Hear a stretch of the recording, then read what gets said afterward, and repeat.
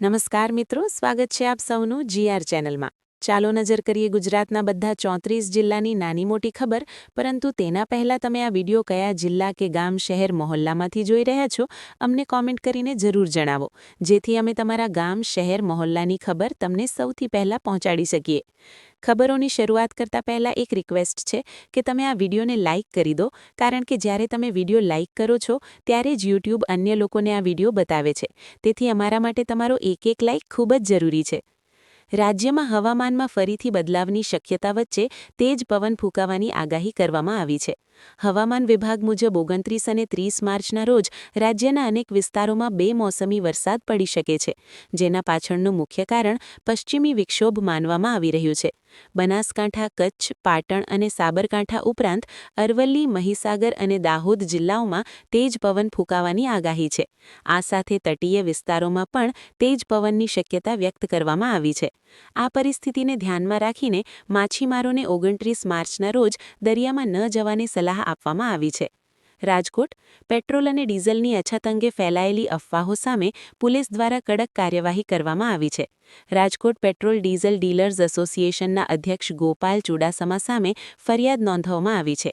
આ ફરિયાદ પ્રદ્યુમન નગર પોલીસ સ્ટેશનમાં દાખલ કરવામાં આવી છે. ફરિયાદ ઇન્ડિયન ઓઇલ કોર્પોરેશન લિમિટેડના વેચાણ પ્રમુખ દ્વારા કરવામાં આવી છે.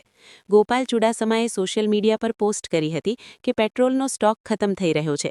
ફરિયાદમાં જણાવાયું છે કે આઈઓસીની મંજૂરી વિના પેટ્રોલ પંપ સંચાલકો અને મીડિયાને આઈઓસી ઓફિસ લઈ જવાયા હતા.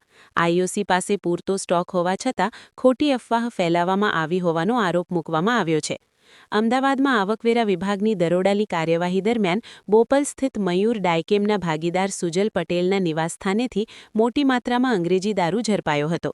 આવકવેરા અધિકારીઓએ આ અંગે પોલીસને જાણ કરી હતી. બોપલ પોલીસે મયુર ડાયકેમના ભાગીદાર સુજલ પટેલની ધરપકડ કરી હતી. જો કે બાદમાં તેમને જામીન પર મુક્ત કરવામાં આવ્યા હતા. બોપલ સ્થિત નિવાસસ્થાનેથી 12 લાખ રૂપિયાનો દારૂ જપ્ત કરવામાં આવ્યો હતો, જેમાં મોંઘી અંગ્રેજી દારૂની બોટલો સામેલ હતી. આવકવેરા વિભાગે પોલીસને જાણ કરી અને આ મામલે ફરિયાદ નોંધવામાં આવી છે. બોપલ પોલીસ સ્ટેશનમાં પણ આ અંગે ફરિયાદ દાખલ કરવામાં આવી છે. નવસારી જિલ્લામાં કોંગ્રેસના ધારાસભ્ય અનંત પટેલ અને કોંગ્રેસના નેતાઓ સામે 2000 પાનાની ચાર્જશીટ દાખલ કરવામાં આવી છે. ડિસેમ્બર 2022માં ધારાસભ્ય અનંત પટેલ પર થયેલા હુમલા બાદ તેમના સમર્થકોએ ખેરગામમાં તોડફોડ કરી હતી.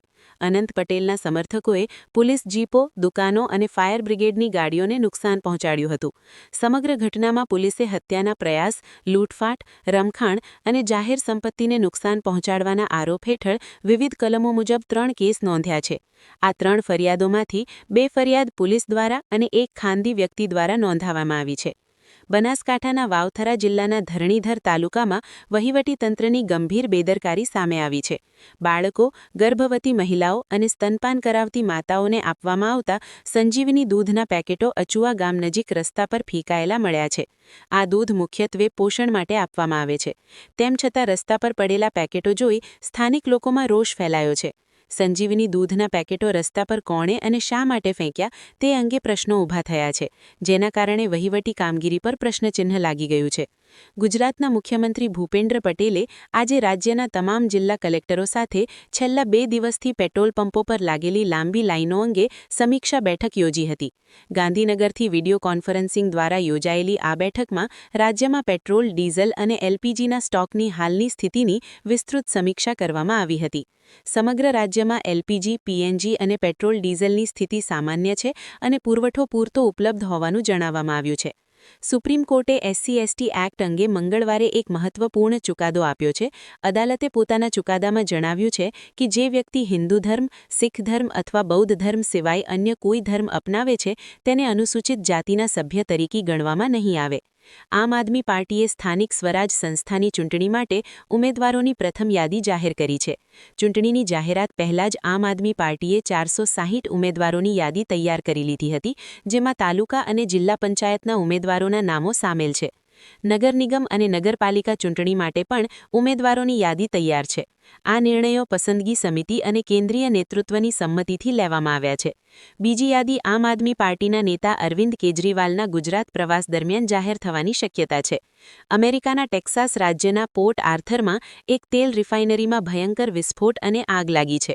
વિસ્ફોટના કારણે આકાશમાં ધુમાડાના ઘેરા વાદળો ઉઠ્યા હતા અને તેનો અસર આસપાસના ગ્રોવ્સ અને નેધરલેન્ડ્સ વિસ્તારોમાં પણ જોવા મળી હતી. આ રિફાઇનરી વેલેરો એનર્જીની છે, જેની દૈનિક ક્ષમતા લગભગ 3,80,000 બેરલ છે. આ ઘટનાથી વિસ્તારમાં લોકોમાં ભય ફેલાયો છે અને અધિકારીઓએ પરિસ્થિતિ કાબૂમાં લેવા તાત્કાલિક પગલાં લીધા છે. દિલ્હી સરકારે આ વર્ષના બજેટમાં શિક્ષણ, ખેલકૂદ અને યુવાનોના વિકાસને પ્રાથમિકતા આપી છે. શાળાઓમાં સ્માર્ટ ક્લાસ, વિદ્યાર્થિનીઓને સાયકલ, પ્રતિભાશાળી વિદ્યાર્થીઓને લેપટોપ આપવાની જેવી અનેક યોજનાઓની જાહેરાત કરવામાં આવી છે. આ સાથે કૃત્રિમ બુદ્ધિમત્તાની શિક્ષણને પણ મહત્વ આપવામાં આવ્યું છે. ખેલ સુવિધાઓના વિસ્તારણ, સ્પોર્ટ્સ હોસ્ટેલ, રમતગમત યુનિવર્સિટી અને નવી શિક્ષણ નીતિઓ દ્વારા યુવાનોને વધુ સારી તકો આપવા તૈયારી કરવામાં આવી છે. સુરતની ખાજોડ ડમ્પિંગ સાઇટ પર લાગેલી આગ બેકાબૂ બની છે અને સતત બીજા દિવસે પણ આકાશમાં ધુમાડાના ઘેરા વાદળો દેખાઈ રહ્યા છે. 10 ફાયર બ્રિગેડની ગાડીઓ આગ બુઝાવવાની કામગીરીમાં જોડાયેલી છે. છતાં કચરો કૌભાંડ બાદ ફરી એકવાર ભયંકર આગ ભડકી છે. આગ પર સંપૂર્ણ કાબૂ મેળવવામાં હજુ 2 દિવસ લાગી શકે છે. આગ લાગવાનું કારણ હજુ સુધી સ્પષ્ટ થયું નથી અને તપાસ ચાલુ છે. બનાસકાંઠામાં પેટ્રોલ અને ડીઝલ અંગે ફેલાયેલી અફવાઓ વચ્ચે કલેક્ટરે લોકોને ગભરાઈને ખરીદી ન કરવા અપીલ કરી છે અને જણાવ્યું છે કે જિલ્લામાં પેટ્રોલ અને ડીઝલનો પૂરતો જથ્થો ઉપલબ્ધ છે. બનાસકાંઠા જિલ્લામાં કુલ 199 પેટ્રોલ પંપ ચાલુ છે. તમામ પંપો પર લગભગ 31 લાખ લીટરથી વધુ પેટ્રોલ અને ડીઝલ ઉપલબ્ધ છે.